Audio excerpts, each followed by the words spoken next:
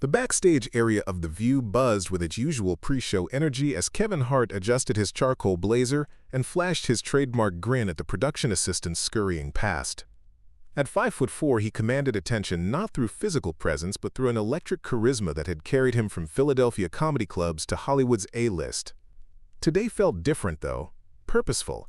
He wasn't here just to crack jokes and promote another blockbuster. He was here to talk about Hustle Harder, his passion project exploring generational trauma in Black families.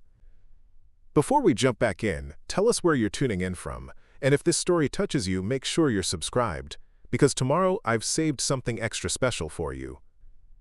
Remember, keep it light and personal, Marcus M.J. Jefferson, his longtime publicist, said while reviewing notes on his tablet.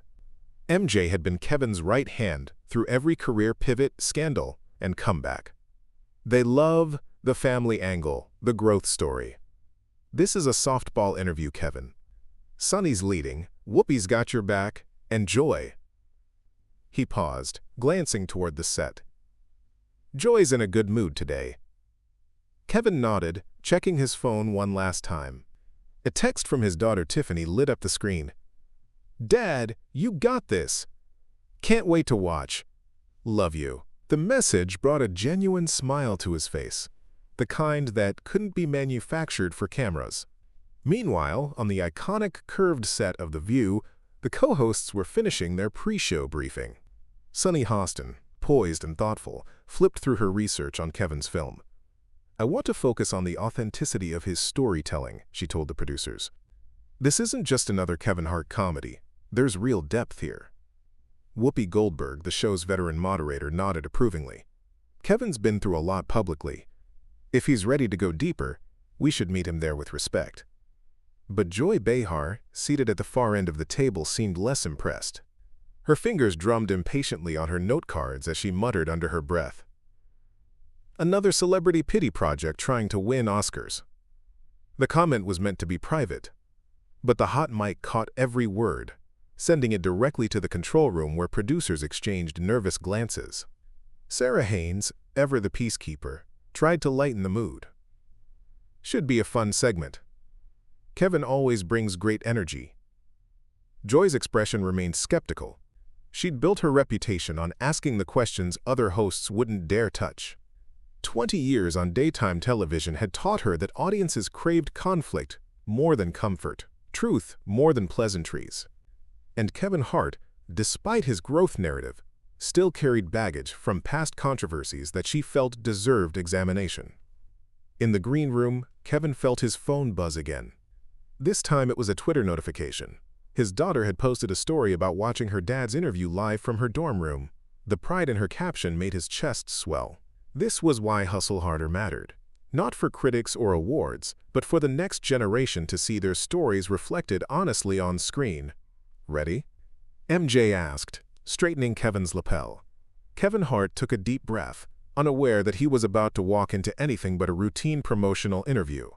Let's do this, he said, stepping toward the stage lights. The studio audience erupted as Kevin Hart bounded onto The View's iconic set, his infectious energy immediately filling the space. He moved around the curved table with practiced ease, greeting each host with genuine warmth. A quick hug for Whoopi, a respectful handshake for Sonny, polite nods to Sarah and Joy. The cameras captured every moment as he settled into the guest chair, adjusting his blazer with the confidence of someone who'd done this dance 1,000 times.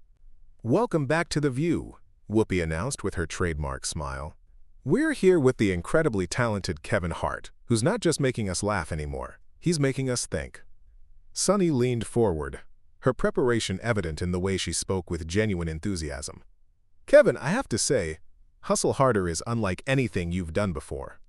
This isn't the Kevin Hart we know from Jumanji or Central Intelligence.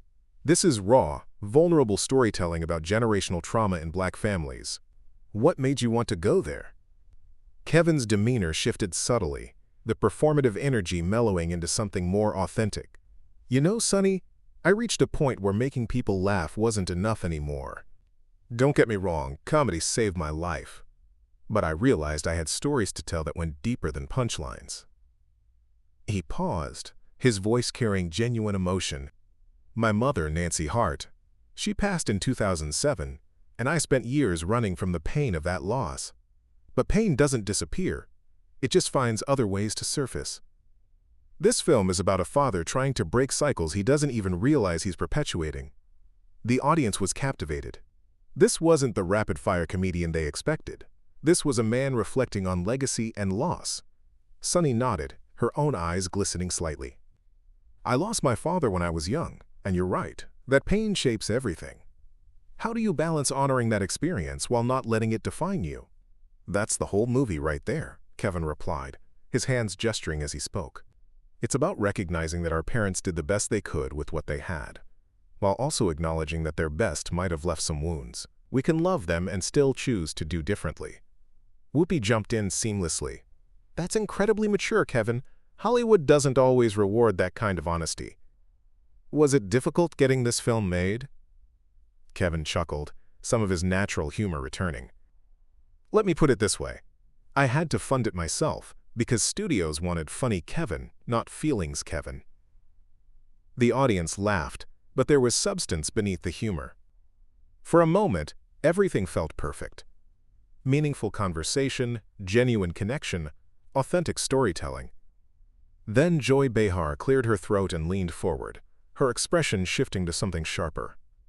Speaking of feelings, Kevin, she began, her voice carrying a different energy entirely. You've certainly had to do a lot of public soul searching over the years, haven't you? The temperature in the room dropped 10 degrees. Kevin's smile flickered for just a moment, barely perceptible to most viewers, but MJ caught it from the wings. He'd seen that micro-expression before, usually right before Kevin decided whether to fight or flight. Well, Joy, Kevin said carefully, his media training kicking in. Growth requires reflection. I think most people can relate to that journey. But Joy wasn't interested in diplomatic answers. She shuffled her note cards with theatrical precision, her voice gaining that prosecutorial edge her longtime viewers knew well. Let's be specific. Your homophobic tweets from years ago, the Oscars hosting controversy, your comments about your son's sexuality. Do you feel your apologies were sufficient? Or were they just damage control? The audience shifted uncomfortably. This wasn't the conversation they'd been enjoying moments before. Sunny's eyes widened slightly. She hadn't expected Joy to pivot this aggressively, this quickly. Kevin's posture straightened, but his voice remained measured. Joy, I've addressed those issues extensively. I've grown, I've learned, and I've had countless conversations with my family and the LGBTQ+ community. At some point, you have to trust that people can evolve. But that's the thing, Joy pressed, leaning forward like a prosecutor sensing weakness. Can they? Or do you just get better at saying what people want to hear? Because it seems like every few years, there's another Kevin Hart apology tour. When does accountability actually stick? The words hung in the air like smoke. From backstage, MJ felt his stomach drop. This wasn't the agreed-upon conversation. His phone buzzed with frantic texts from the show's producers, but the damage was already unfolding in real time. Whoopi, sensing the tension escalating, tried to intervene gently. Joy, I think what Kevin's trying to— No, it's okay, Kevin interrupted, his voice still calm but with a new edge. Joy wants to have this conversation, we can have it. But I'm curious, who appointed you the judge of when someone's growth is authentic? Because from where I'm sitting, it sounds less like accountability and more like you wanting me to keep apologizing for things I already addressed years ago. Joy's eyebrows arched, clearly not expecting pushback. I'm just asking the questions our viewers want answered. Kevin tilted his head slightly, a gesture that those who knew him recognized as dangerous territory. Are you? Or are you looking for a moment? The studio audience murmured. Some applauded Kevin's directness, others seemed uncomfortable with the growing tension. Sarah Haynes fidgeted with her cards, clearly wishing she could disappear. From her dorm room, Tiffany Hart stopped taking notes and started recording her phone screen. Something told her this was about to become much more than a promotional interview. Kevin's eyes had sharpened considerably. The comedian was still there, but something deeper was stirring underneath. The silence stretched for 3 heartbeats before Kevin leaned back in his chair, a slight smile playing at the corners of his mouth. It wasn't his usual performative grin. This was something more calculated, more dangerous. "You know what, Joy? Let's really have this conversation," Kevin said, his voice carrying a new authority. "Because I'm fascinated by this pattern. Every time a black entertainer sits in this chair, somehow the conversation becomes about our past mistakes, our need to apologize, our growth.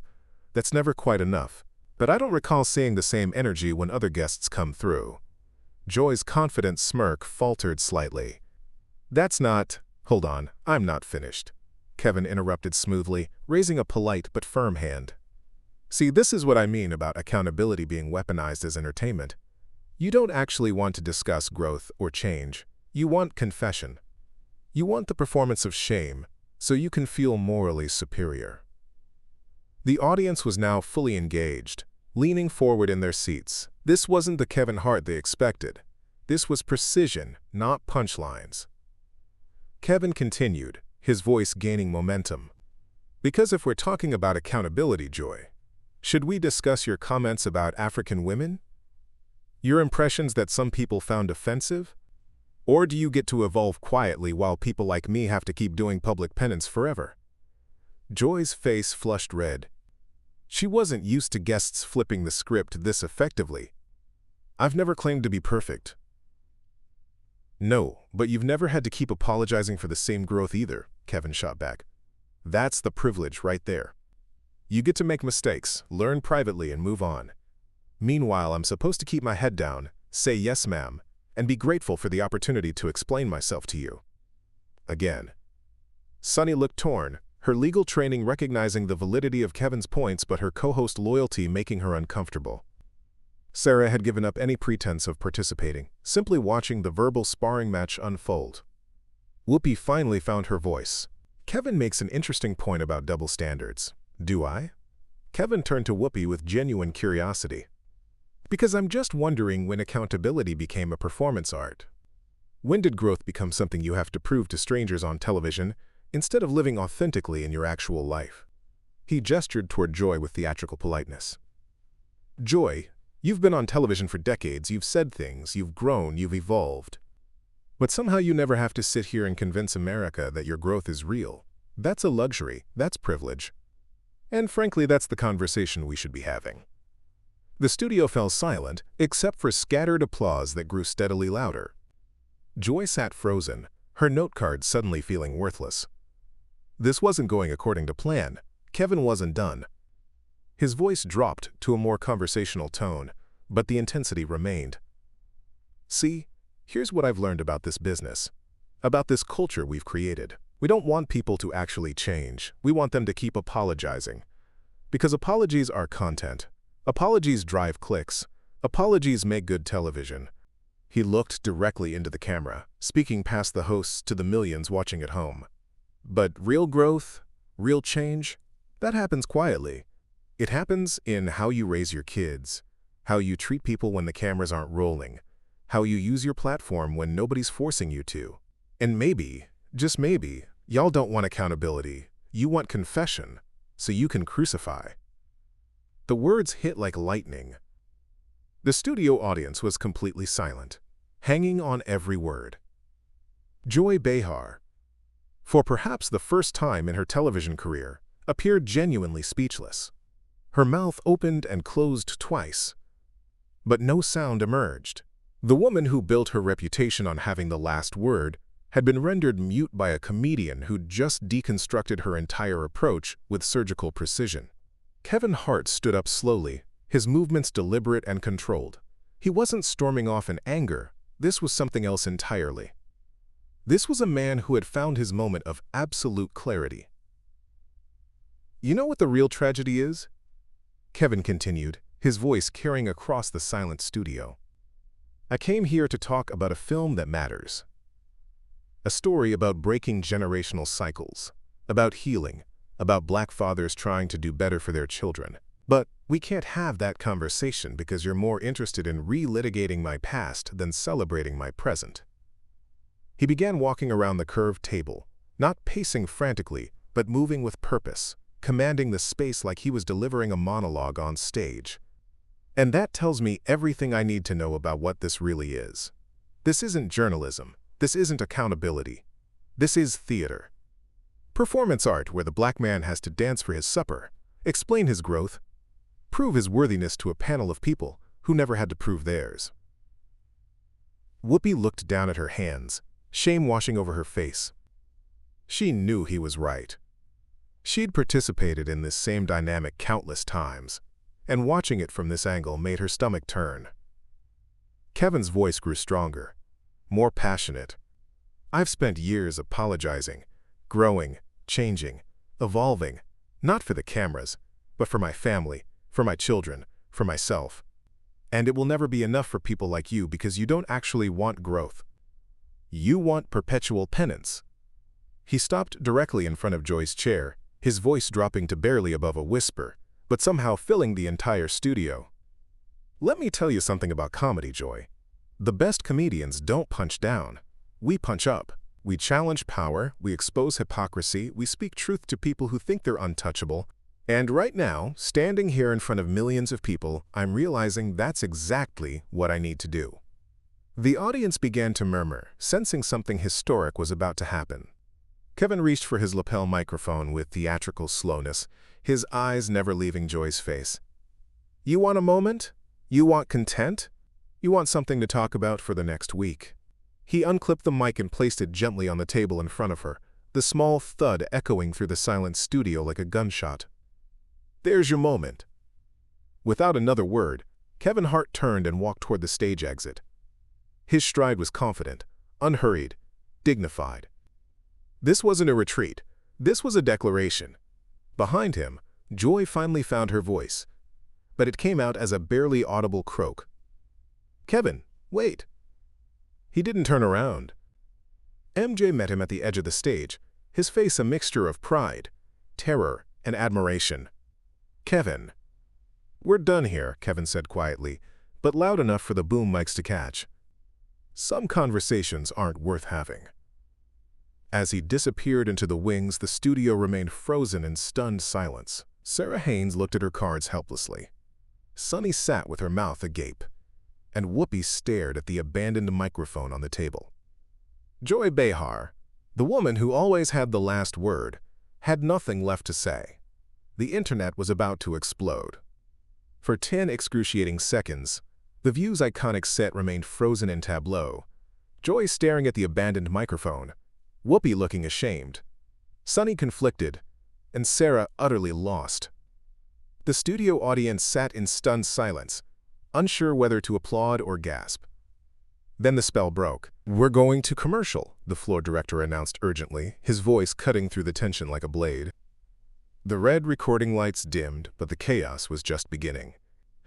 Backstage, Kevin Hart stood in the hallway leading to the exit, his chest rising and falling with controlled breaths. The adrenaline was coursing through him, but his expression remained calm, resolved. MJ approached carefully, his phone already buzzing with notifications. Kevin, that was MJ started. Necessary, Kevin finished quietly. I'm not apologizing for speaking truth. The media is going to have a field day with this, MJ warned, scrolling through the tsunami of alerts already flooding his screen. Maybe we should put out a statement, clarify. Kevin's hand landed firmly on MJ's shoulder. No statements, no clarifications, no walking anything back. For once in my career, I'm going to let my words stand exactly as I said them. Meanwhile, back on set, Whoopi was attempting damage control as they returned from commercial break. She looked directly into the camera, her usual warmth replaced by something more serious, more reflective. Well, that was intense, she began, choosing her words carefully. Sometimes conversations get heated when people feel strongly about important issues. Kevin Hart is clearly passionate about the topics we discussed, and while we may not agree with how he chose to express himself, we respect his right to do so. Joy sat silent, her usual quick wit nowhere to be found. For the first time in decades of television, she looked genuinely rattled. But the real firestorm was happening online. Tiffany Hart had been recording her phone screen the moment she sensed things going sideways, and now she was furiously typing on her laptop, crafting what would become the most viral TikTok of her young life.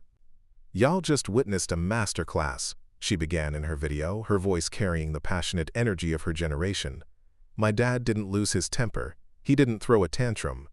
He gave y'all a lesson in dignity and called out the performative accountability that's been poisoning our culture." Within minutes of posting, the video had thousands of views. The comment section exploded. "He said what needed to be said. Joy got schooled. This is what real accountability looks like. Kevin Hart just became my hero." The hashtags started organically. Hashtag let Kevin speak. Hashtag accountability theater. Hashtag dignity over drama. But it was hashtag mic drop moment that truly took off, with users creating remixes, reaction videos, and commentary that spread like wildfire across every platform. Back in the ABC offices, executives were in full panic mode. The clip of Kevin's walk-off was being shared faster than they could track, with multiple camera angles from audience members' phones providing different perspectives of the historic moment.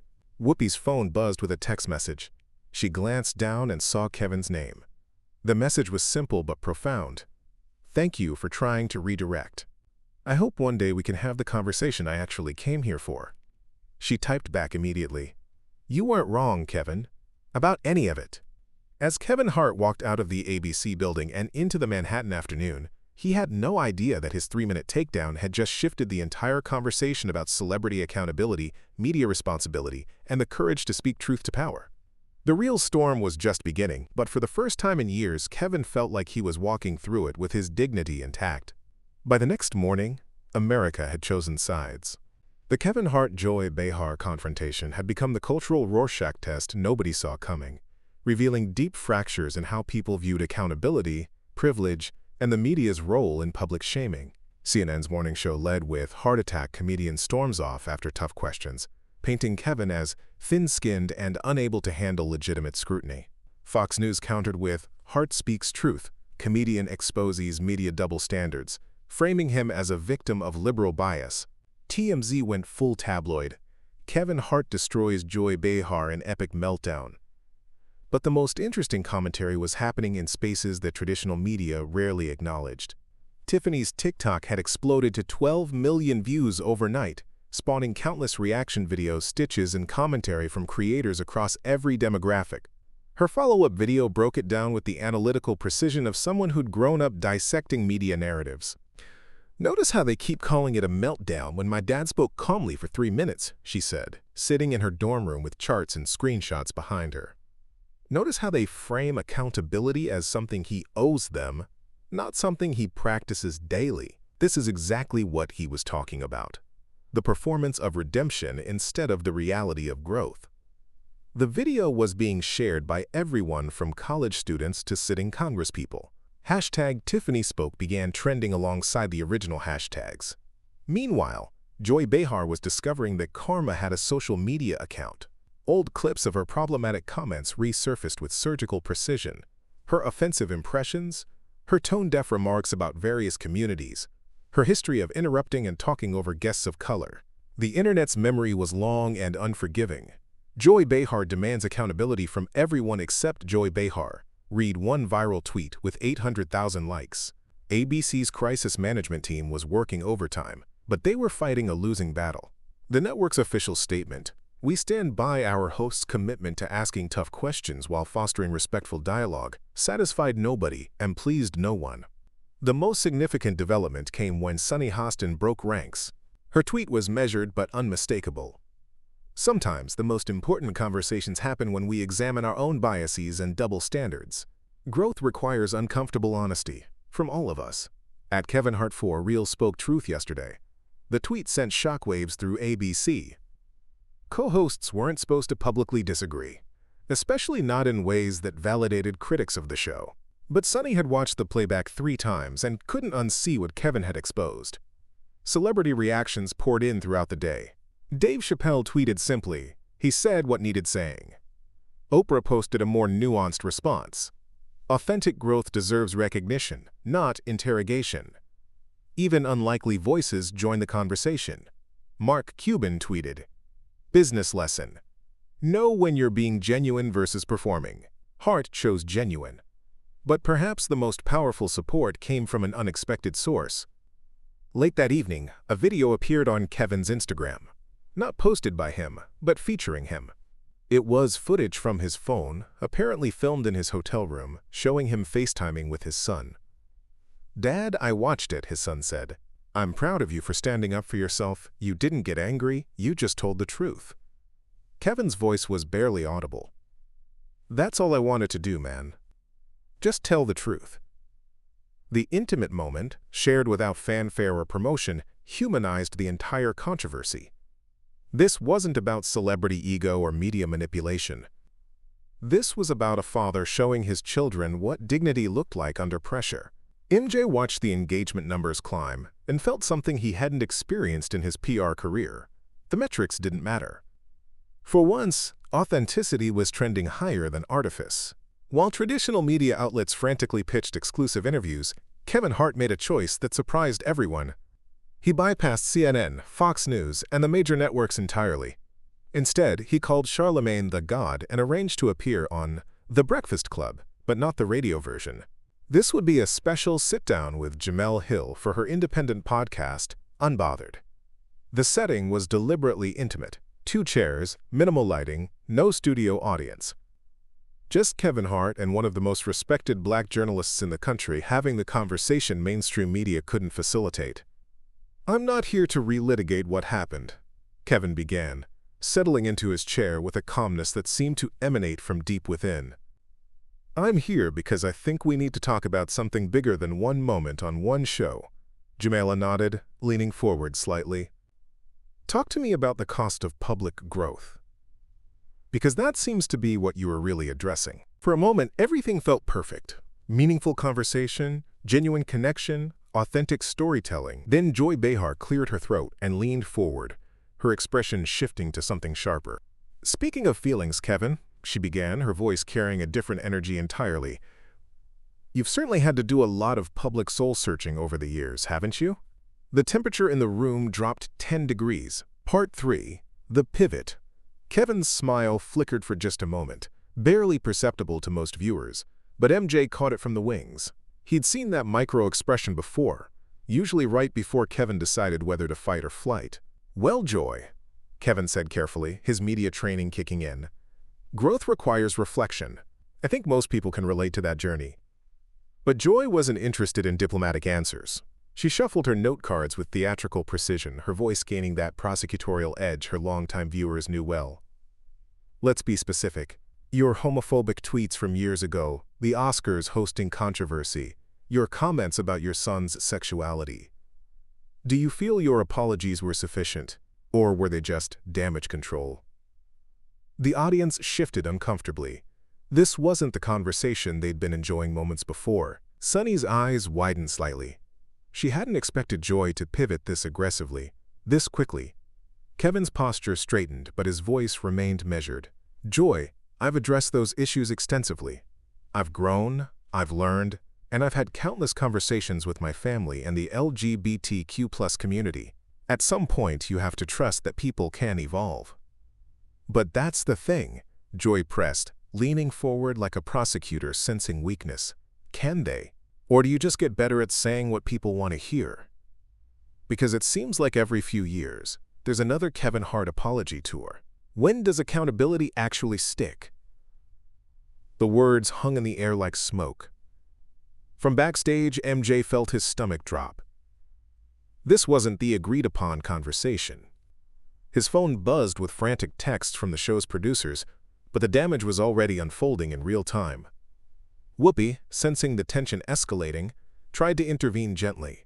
"Joy, I think what Kevin's trying to—" "No, it's okay," Kevin interrupted, his voice still calm but with a new edge. "Joy wants to have this conversation, we can have it. But I'm curious, who appointed you the judge of when someone's growth is authentic? Because from where I'm sitting, it sounds less like accountability and more like you wanting me to keep apologizing for things I already addressed years ago." Joy's eyebrows arched, clearly not expecting pushback. "I'm just asking the questions our viewers want answered."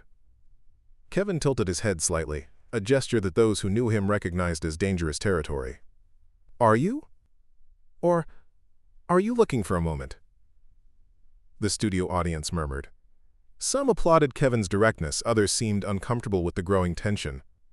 Sarah Haynes fidgeted with her cards, clearly wishing she could disappear. From her dorm room, Tiffany Hart stopped taking notes and started recording her phone screen. Something told her this was about to become much more than a promotional interview. Kevin's eyes had sharpened considerably. The comedian was still there, but something deeper was stirring underneath. Part 4. Counterpunch. The silence stretched for 3 heartbeats before Kevin leaned back in his chair, a slight smile playing at the corners of his mouth. It wasn't his usual performative grin. This was something more calculated, more dangerous. "You know what, Joy? Let's really have this conversation," Kevin said, his voice carrying a new authority, "because I'm fascinated by this pattern.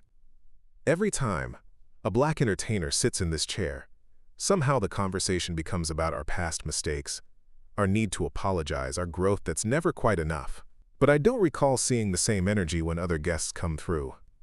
Joy's confident smirk faltered slightly. "That's not—" "Hold on, I'm not finished," Kevin interrupted smoothly, raising a polite but firm hand. "See, this is what I mean about accountability being weaponized as entertainment.